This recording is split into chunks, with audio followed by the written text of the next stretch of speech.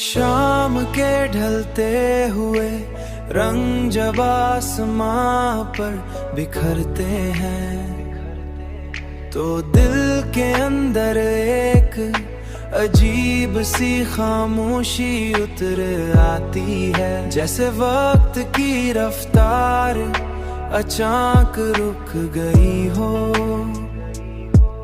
और माजी के सब मंजर एक एक करके सामने आ रहे हूँ। उन्हीं लम्हों में तुम्हारी बातों की वो सादगी याद आती है जो मेरे दिल को हमेशा सुकून देती थी। तुम्हारी बातों की वो सादगी याद आती है जो मेरे दिल को हमेशा सुकून देती थी।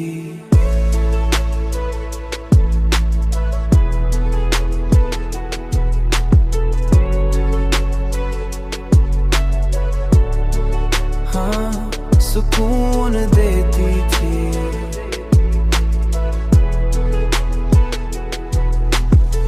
जिंदगी के इस सफर में बहुत से ख्वाब टूटे और बहुत सी उम्मीदें बिखर गईं, मगर तुम्हारी याद अब भी मेरे दिल के आंगन में एक पुराने दरख्त की तरह खड़ी है जिसकी छाँव में बैठकर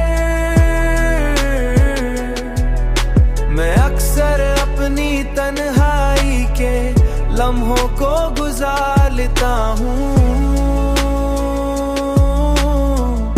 गुजार लेता हूँ।